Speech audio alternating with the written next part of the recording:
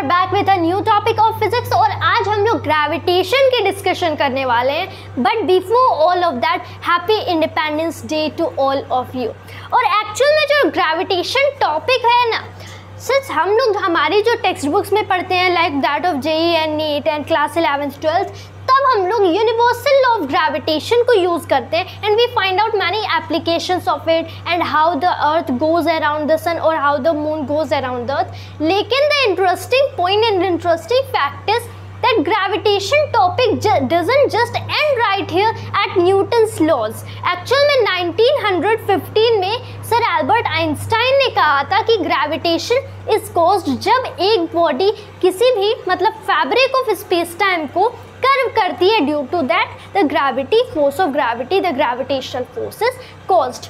Still आज gravitation में research चल रही है। आज भी साइंटिस्ट इसे कम्प्लीटली नहीं समझ पाए हैं whether it arises due to the masses of two bodies और whether it is due to the particle sharing between the bodies और whether it is curvature of space time. कोई बात नहीं, हम लोग हमारी टेक्स्ट बुक के अकॉर्डिंग न्यूटन का यूनिवर्सल लॉ ऑफ ग्रेविटेशन आज कवर करेंगे। तो क्या हुआ था ना कि 1687 में सर आइजैक न्यूटन ने अपने फिलोसोफिया नेचुरलिस प्रिंसिपिया मैथमेटिका में एक लॉ पब्लिश किया, the Newton's universal law of gravitation. वहाँ पे उन्होंने कहा कि आप कोई भी यहाँ पे एक बॉडी सपोज कर लो, स्फेरिकल बॉडी। उसके बाद आप इस बॉडी को बोलते हैं इसका m1 मास है और एक सिमिलर काइंड की स्फेरिकल बॉडी यहाँ पे सपोज करो with some sort of different mass, same masses भी हो सकते हैं, m2 मासेस का सपोज कर लो। इन दोनों बॉडीज़ को कुछ डिस्टेंस सेपरेशन r पे प्लेस कर दो, राइट। अब सर आइजैक न्यूटन ने कहा कि इस पूरे यूनिवर्स में हर एक बॉडी दूसरे बॉडी को अट्रैक्ट करती है, जिस फोर्स से ये अट्रैक्ट करती है उस फोर्स का नाम है ग्रेविटेशनल फोर्स। तो according to sir Isaac Newton's laws, ये जो magnitude strength of this force होती है ना, ये प्रोपोर्शनल होती है इन दोनों बॉडीज़ के मासेस के प्रोडक्ट पे। एंड अनदर थिंग इज कि ये फोर्स और किसके प्रोपोर्शनल होती है, 1/r स्क्वेयर की, यानी कि inversely proportional to the square of distance between the bodies, right. तो यहाँ से हम लोग ये बात तो ड्राइव कर सकते हैं कि F proportional to m1 m2 over r square, फिर r is the separation between the spherical bodies. यहाँ पे अगर आप एज्यूम कर लो कि आप प्रोपोर्शनलिटी साइन हटा रहे हो, यहाँ पे इक्वलिटी का साइन डाल रहे हो, तो इक्वल के साथ कोई भी प्रोपोर्शनलिटी कांस्टेंट हमें के ऐड करना पड़ता है। जनरली तो के बोलते हैं, लेकिन इस केस में जो प्रोपोर्शनलिटी कांस्टेंट हम लोग ऐड करते हैं that is g, right. g m1 m2 over r square. This is important equation, यानी कि हर एक बॉडी इस यूनिवर्स में एक दूसरे बॉडी को अट्रैक्ट करती है एंड उन दोनों बॉडीज़ के बीच का जो फोर्स रहता है ये एक प्रोपोर्शनलिटी कांस्टेंट g पे डिपेंड करता है, फर्स्ट बॉडी के मास पे डिपेंड करता है, सेकंड बॉडी के मास पे डिपेंड करता है and even inversely, right, inversely दोनों बॉडीज़ के बीच के सेपरेशन टू द पावर 2 पे डिपेंड करता है, right.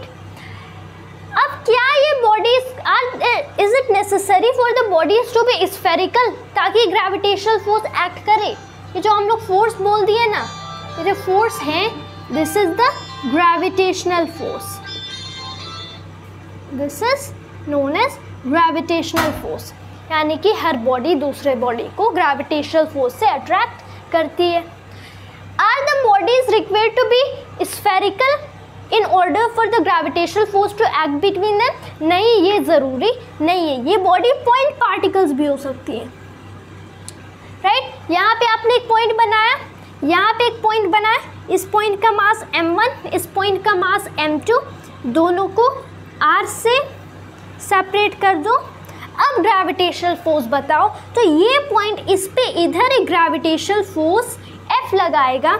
Suppose this is A, this is B, तो this is F by A on B या फिर F on B due to A।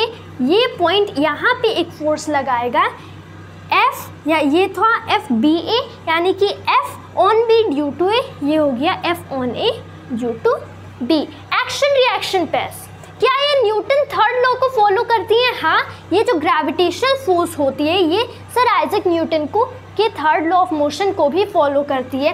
तो ये जो एफ बी ए है एंड एफ ए बी है, यू कैन बी सेइंग कि F A B equals minus F B A with some vector science. यहाँ पे हम लोग देख सकते हैं कि एक्चुअल में ना ये मैग्नीट्यूड ऑफ ग्रेविटेशनल फोर्स को बताता है and gravitational force is always attractive unlike the electric force. ये फोर्स हमेशा हर एक केस में अट्रैक्टिव होती है, एवरी काइंड ऑफ केस। ये कभी रिपल्सिव हो ही नहीं सकती। समथिंग लाइक जब आई थिंक आप 12th में जाओगे तो वहाँ पे हम लोग इलेक्ट्रिक फोर्सेस पढ़ते हैं, फोर्सेस बिटवीन टू चार्जेस, तो वो अट्रैक्टिव हो सकती है एज वेल एज रिपल्सिव हो सकती है, लेकिन ग्रेविटेशनल फोर्स हमेशा अट्रैक्टिव ही रहती है। तो यहाँ पे हम लोग वापस आ जाते हैं। यहाँ पे हम लोगों ने एक स्फेरिकल बॉडी कंसीडर की, यहाँ पे पॉइंट मासेस कंसीडर किए। What is the correct assumption in order to use the universal law of gravitation? Well, correctly तो हम लोग पॉइंट मासेस, जो पॉइंट मासेस होते हैं उनके लिए we usually use the universal law of gravitation, Newton's law of gravitation. जो spherical bodies होंगी ये सब, इनके लिए you need to somewhat modified, लेकिन जनरली हम लोग यूज़ कर ही लेते हैं। लेकिन यहाँ पे अगर आप देखो तो पॉइंट मासेस जो हम लोग सपोज करते हैं ना, वी सपोज कि ऐसे मासेस, जब हम लोग यूनिवर्सल लॉ ऑफ ग्रेविटेशन पढ़ते हैं, यहाँ पे एक पॉइंट मास, यहाँ पे एक पॉइंट मास, तो अगर दोनों के बीच की जो सेपरेशन है वो ईच मास के रेडियस या फिर टोटल सर्कमफ्रेंस या डायमीटर से बहुत ज़्यादा बड़ी है, so R is very much greater than the radius of each point mass, तब हम लोग बोल देंगे कि ईच पॉइंट मास का रेडियस नेग्लिजिबल है, यानी कि पॉइंट मासेस ही है somehow those particles are point masses, point particles या फिर पॉइंट लाइक पार्टिकल्स, राइट। तो ये तो हम लोगों ने बोल दिया। लेकिन अगर यही हम लोग स्फेरिकल बॉडीज़ पे आ जाएं, दो स्फेरिकल बॉडीज़ क्यों कुछ ज़्यादा ही सेपरेशन से सेपरेट कर दो, ताकि इनका जो रेडियस होगा ये इनके बीच के सेपरेशन से बहुत ही ज़्यादा कम होगा। इन दैट केस इनको हम लोग पॉइंट मासेस कह सकते हैं, क्योंकि इस बार इनका जो रेडियस होने वाला है that is negligible, right. So in that case you can approximate, this is not equal to, this is nearly equal to 0, इनका रेडियस है nearly equal to 0। यहाँ पे अगर रॉड ले ली इस केस में तो तब universal law of gravitation work करेगा, लेकिन यूजुअली तो हम लोग सेंटर से फोर्स लगाते हैं, लाइक सेंटर ऑफ मास से, here is centre of mass, here is centre of mass, तो जो फोर्स लगेगी वो सेंटर ऑफ मास के बीच हो जाती है, समवट लाइक दिस। जैसे यही एग्जांपल मैं यहाँ पे फिर से ले लेता हूँ। यहाँ पे आपने रखा इस बॉल का सेंटर ऑफ मास इधर, इसका सेंटर ऑफ मास इधर, तो इसके सेंटर ऑफ मास पे m1 मास, इसके सेंटर ऑफ मास पे m2 मास, तो आप पूरी स्फेरिकल बॉडी को छोड़ सकते हो। There is no requirement for the spherical bodies या फिर for any kind of bodies. आप यहाँ पे भी स्फेरिकल बॉडी को साइड में हटाओ, दिस इज कि सेंटर ऑफ मास फोर्सेस लगाएंगे, ये फोर्सेस सेंटर ऑफ मास के बीच में लगेगा instead of spherical bodies as a whole. So this is a better way to understand all the universal law of gravitation then going in all around the particles. अगर one by one देखें तो यहाँ पे जो भी particles रहेंगे, हर एक particle के बीच में ग्रेविटेशनल फोर्स एक्ट करेगी। So instead of going and integrating and using calculus right then, हम लोग डायरेक्टली सेंटर ऑफ मास से दोनों के बीच का ग्रेविटेशनल फोर्स निकाल सकते हैं। यही बात आ जाएगी रॉड की। स्फेरिकल बॉडीज ठीक है, इनको पॉइंट पार्टिकल अप्रोक्सीमेट किया जा सकता है। एक आप रॉड ले लो, एक रॉड, राइट, और उसके बाद यहाँ पे कोई भी दूसरा कोई भी पार्टिकल ले लो, आप फिर से एक रॉड ले लो। इस केस में हाँ डिफ़िकल्ट हो जाता है। इस केस में you will have to use the integration. Since इसका तो कुछ I think where I know center of masses कुछ इधर होंगे, तो दोनों के बीच के सेंटर ऑफ मास में तो हाँ अभी भी वो भी मतलब ग्रेविटेशनल फोर्स एक्ट करेगा, लेकिन बहुत बार इसमें integration and differentiation this becomes complicated. So we are just going to see here right here spherical bodies वाले case just like the earth, the sun, the moon and all the planets, ताकि हम लोग इनके कुछ application देख सके that how do the planets move around the sun. चलो ये तो हो गया. It also follows the Newton's third law of motion. चलो इतना हो गया. अब gravity and gravitation and gravitational force and सब में डिफरेंस क्या होता है? What is the difference between all of that? तो एक्चुअल में gravitation and gravitational force they are the same thing. Gravity is somewhat different. जो हम लोग ग्रेविटी बोलते हैं, gravity this is something different. ये भी ग्रेविटी भी एक काइंड का ग्रेविटेशनल फोर्स है, लेकिन ये ग्रेविटी उन बॉडीज़ पे एक्ट करता है जो कि अर्थ पे प्लेस्ड है. तो जो भी अर्थ ग्रेविटेशनल फोर्स एक्सर्ट करेगा on any body placed on it, that is the gravity. तो अर्थ की gravitational force is gravity itself. इसकी और हम लोग डिस्कशन लेटर वीडियोज़ में करेंगे. अभी पॉइंट आता है जी का. हम लोगों ने बता दिया जी इज एनी प्रोपोर्शनलिटी कांस्टेंट. इसका कोई नाम है, कोई स्पेसिफिक वैल्यू है? तो यहाँ पे ना इफ़ यू फोकस तो जी एक यूनिवर्सल कांस्टेंट है.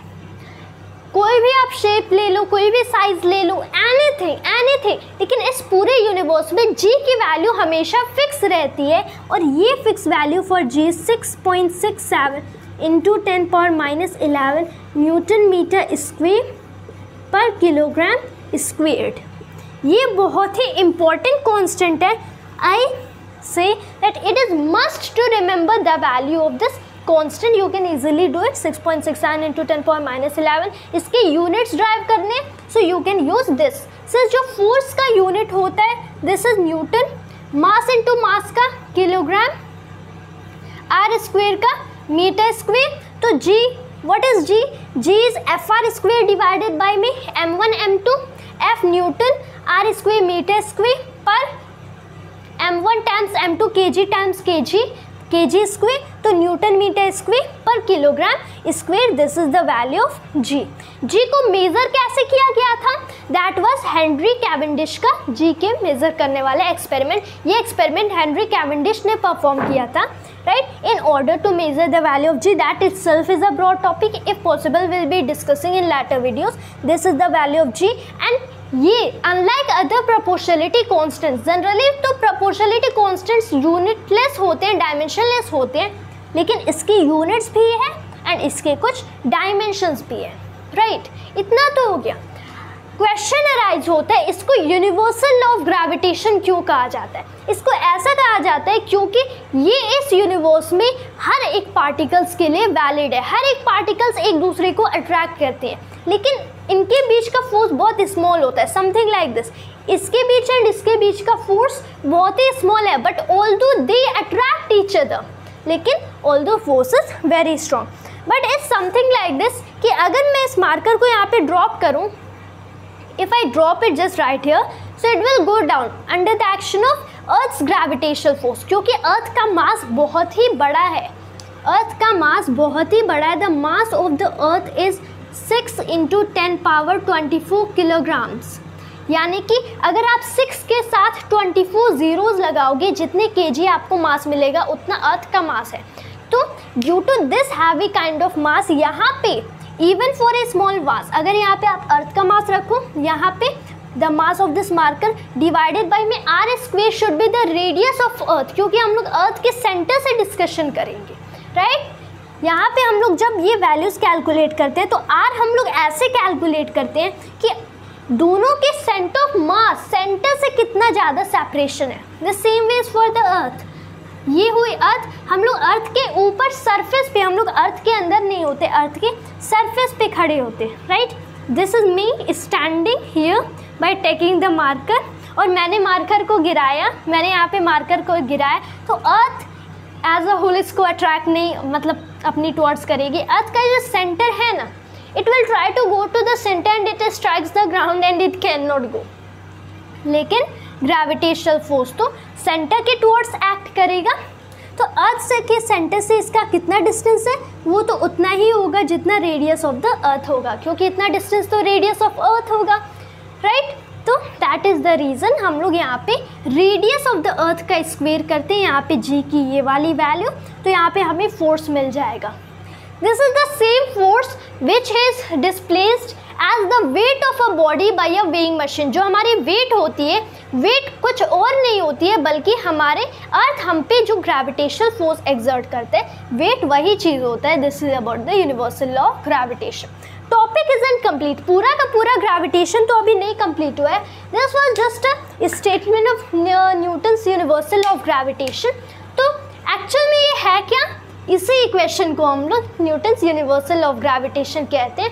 बिटवीन टू पॉइंट मासेस, कोई भी कितने भी बड़े मासेस हों, लेकिन जब दोनों के बीच का सेपरेशन बहुत हाई हो जाता है इन कंपैरिजन टू रेडियस, हम लोग पॉइंट एज्यूम कर लेते हैं। Like the earth and the sun, बहुत बड़ा रेडियस है, दोनों का जो रेडियस है बहुत बड़ा है, लेकिन अगर compared to the distances separation between earth and the sun, तब ये रेडियस बहुत ही छोटा है, बहुत ही कम है, इसकी वैल्यू बहुत कम है। तो हम लोग अर्थ एंड सन को भी पॉइंट मासेस एज्यूम कर सकते हैं। ऐसा नहीं है कि ये एकदम इलेक्ट्रॉन की तरह, this is not necessary, this depends upon the separation of the, this was statement of universal of gravitation. In the upcoming and further videos will be covering more about it and we'll try to use it in more kinds of real life and daily situations. That was just all for today. I hope you always liked and enjoyed this video, and thanks to always Jai Hind, Jai Bharat.